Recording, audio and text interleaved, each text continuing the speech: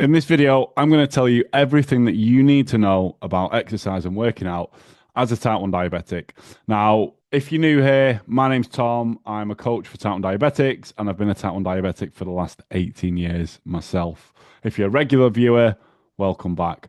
Right, so in this video, we're going to go over the different types of exercise, how and why these impact our blood sugar levels in different ways, the tools that we have to help us manage our blood sugar levels during these sort of activities and exercise, and then some common issues that I see within type 1s when working out, and also how to make certain adjustments as well. So make sure that you stick around to the end because there's a lot of valuable information I'm going to share with you. Also, let's go old school. Grab a pen and paper. Make sure you take notes. You can always rewatch it back as well. So, I have always been into exercise. I mean, I was a chubby kid at school. When I was 16, towards the end of school, got into the gym, started lifting weights, lost some body weight, grew a little bit taller, things evened out a little bit. Then at 21, I was hit with the diagnosis of being type 1 diabetic. And being totally honest, a lot of our clients know this story. And it's a little bit funny in a sense, but it's so I can relate to people. I didn't work out, I didn't go to the gym for like 4 months after being diagnosed because I got this new condition. I was managing my bloods all right. Then I was like, I'm going to throw another fucking variable in there and I don't know what it's going to do. So I'm going to off put it. So I stood in my own way until eventually I was like, I just need to go and do what I enjoy doing. And that's working out. Now, over the years, I've lifted weights. I've competed in CrossFit competitions, currently training triathlons, competing in triathlons. I've run a few half marathons. And we've also helped a lot of our clients do the same as well. So we've got a lot of data from different forms of exercise, different people, different lifestyles for me to be able to share all this with you as well. So like I say, this is going to be super valuable. So first of all, something that we need to understand is there's mainly two main types of exercise. Yeah. There's aerobic exercise and there's anaerobic exercise.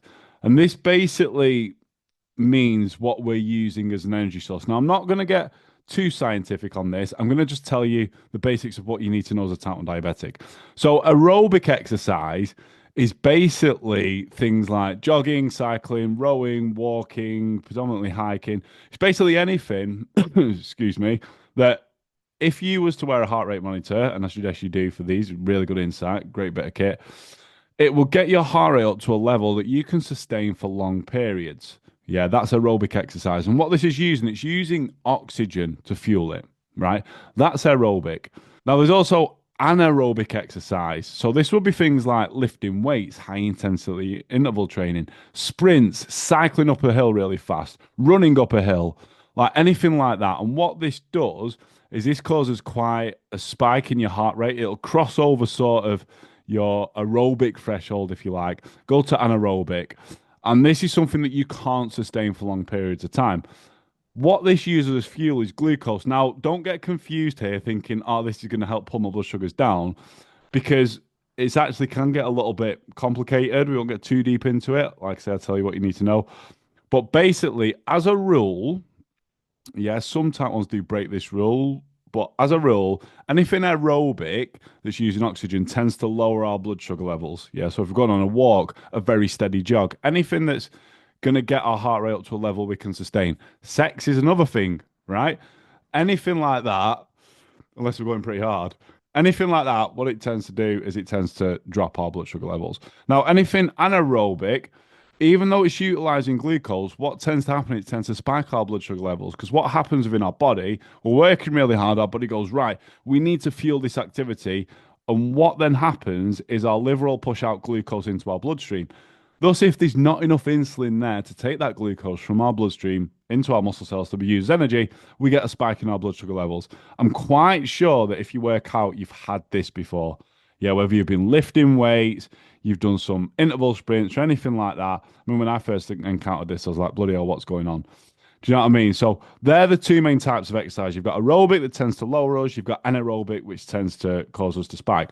Now, a few type ones I speak to sometimes say like, I've been on a run or I've rode my bike. I thought it's meant to be aerobic and drop my blood sugar levels, but I've spiked.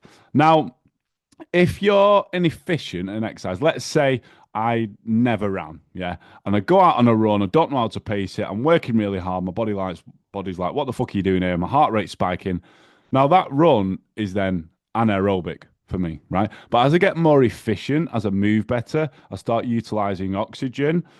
What we'll then do, utilizing oxygen better, that is, what that will then do is tend to drop my blood sugar levels. Yeah. We can also get within a workout parts that are aerobic and anaerobic. CrossFit's a good one of this, or also riding a bike. Let's say I'm riding a bike dead steadily, it's aerobic, predominantly dropping my blood sugar levels. I hit a hill, hit a climb, I go in really hard, it becomes anaerobic because of my heart rate, and then my body starts pushing out glucose, so we'll get a little spike. Probably then going to go back to aerobic, and that will naturally get used up through that as well. So they're the two main types of exercise and sort of the subcategories what they fall into. Yeah. And how they impact our blood sugar levels. Now, if you want to know, it's a key point in this video. If you want to know what a certain workout's going to do to your blood sugar levels, what we tell all of our clients to do and what I do personally is we use a rule called the 4 hour rule. And this is basically where you'll wait up to 4 hours, or after 4 hours, of you having any insulin on board. Take away basal, like we're not speaking about basal, we're speaking about you eating a meal, giving a correction, whatever you need to do with your rapid acting, pens or pump. Wait 4 hours, because the rapid acting will then be done and dusted. It's done its job. Go in and do the workout. Then you know for sure what that specific workout is going to do to your blood sugar levels. Yeah. Obviously, track your sugar levels and things like that. Make sure that, we're in range. We'll get onto that later. But using this 4 hour rule, so waiting 4 hours after your last bolus of insulin, or your last given insulin, you're going to know 100%, right, this workout causes me to drop, or this workout causes me to spike. I do really recommend getting a heart rate chest strap monitor and maybe a watch something. Track your heart rate, because then you're going to kind of know where your heart rate's at as well, which is really correlated to what happens to our blood sugar levels as well. Now, we only really have two things, two tools, if you like, to help us manage our blood sugar levels around exercise. One of those is insulin, and the other one is carbohydrates. We need to keep it nice and simple. Yeah. So we're going to go through different outcomes of what a potential exercise is going to do to our blood sugar levels and how to manage it. Yeah. So let's say I'm doing a workout and I know this workout, I've done the 4 hour rule. This is the test that we get a lot of our clients to go through. I know this workout is going to cause my blood sugar levels to drop. Now, I'm going to look at it from using an insulin pump like myself or injections, pens. If you're using an insulin pump and you know the workout's going to cause your blood sugar levels to drop, ideally we want less basal insulin on board. So what we could do is go into our pump and set a temporary decrease in the basal rate for around 90 minutes to 2 hours before the activity. There's no point in really doing it 5 minutes before, right? I will give you some things. If we're going to do it like coming up to it and it causes us to drop, I have like a couple of fruit pastels or stuff. We've been a bit lazy and not, forgotten to reduce my basal insulin. But if we're planning it, we know I'm going for a run in a couple of hours, it causes me to drop, or I'm going on a walk, I'm on an insulin pump, I'm going to set a temporary decrease in my basal rate beforehand. Yeah. Now, that's if you're using a pump. If you're not, if you're using pens, if you're using something like Levemir and you've got a really active day or a few workouts or a workout that's going to cause you to drop, and you're splitting your Levemir, which you normally do with Levemir, you could decrease your morning split. Yeah. Now, if you're using anything like Traceba, Lantus, if you make any adjustments to that, it's going to take a day or two. So there's no point in decreasing that and wanting it to impact that day. It doesn't really work like that. So with that, what I would do is I'd just eat a small carb-based snack to cause a bit of a spike before the activity. So we could have a couple of fruit pastels like I use myself, a gel, an apple, a banana, anything like that. I would avoid stuff that's high in protein or is going to cause a prolonged spike. I'd do that, and then the activity is going to pull your blood sugar levels down. So that's what to do if a workout drops your blood sugar levels. Now, what if an exercise causes you to spike? What if I'm going to go to the gym and lift weights? So I've got a really intense sprint session coming up. What am I going to do then? Now, I wouldn't bother adjusting basal insulin in this situation. It's not worth it. What we would do is just give a small bolus of rapid acting insulin, pens or pump, well, it's the same on this, 30 to 60 minutes before the exercise. Yeah. Now, that's obviously a little bit simpler to deal with. Now, what if we're dealing with an exercise that is both aerobic and anaerobic? So like CrossFit or like efforts, hill reps in a long run or a ride or stuff like that. Now, obviously, don't make any adjustments to start with and use the 4 hour rule just so you know what that workout does to your blood sugar levels. Yeah. Then what I would do is I'd get 3 lots of data and I'd go with the majority. So let's say we're doing a CrossFit workout. We've done the 4 hour rule, we come into it, it tends to cause us a spike after. And then we do it again, we don't make any adjustments, we do it again, and then we drop. And then we run a third test and it causes us to spike. We know then predominantly that workout's going to cause us to spike. Then what we could do is go to obviously the options of causing the workout causing you to spike and give yourself a small bolus. Now, in most situations, like I give the example of, let's say I'm on a long ride, it's predominantly aerobic, it's going to burn through my glucose levels, it's going to cause me to drop, but I hit a hill, it turns anaerobic. Similar to some CrossFit workouts as well.